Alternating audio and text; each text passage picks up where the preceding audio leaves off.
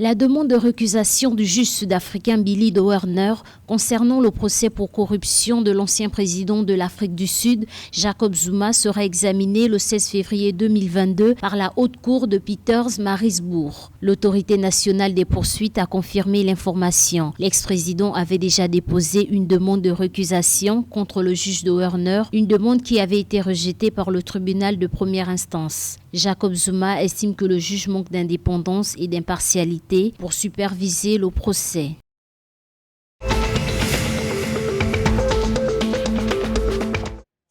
Afin de soutenir l'accès équitable aux vaccins et aux traitements contre le Covid-19, le Fonds des Nations Unies pour l'enfance du Malawi a bénéficié d'un prêt de 650 millions de kwanza du gouvernement écossais. C'est ce qu'ont rapporté dimanche 13 février 2022 des médias locaux, relayant un récent communiqué du ministre écossais du Développement international, Neil Gray. Selon le spécialiste de l'UNICEF pour l'Afrique orientale et australe, Éléonore Antoinette Ba, ce financement permettra de renforcer le système de santé du Malawi en soutenant la fourniture d'approvisionnement en oxygène.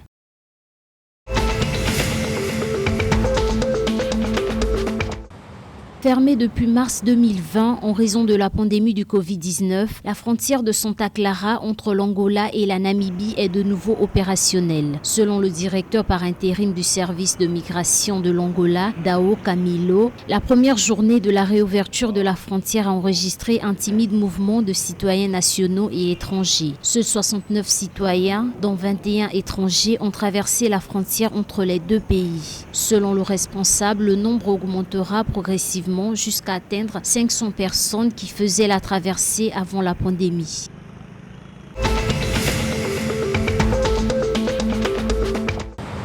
Au cours des 5 dernières années, l'Angola a réduit de 4,2 à 1,4 milliard de dollars le volume de ses importations.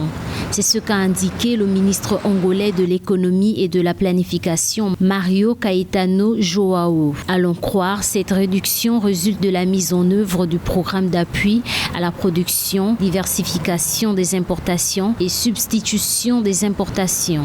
Les importations des denrées alimentaires de base ont chuté ces dernières années avec une réduction cumulée d'environ 30%, précise le ministre Mario Caetano Joao, ajoutant qu'en 2021, l'Angola avait dépensé 1,361 milliard de dollars en importations alimentaires.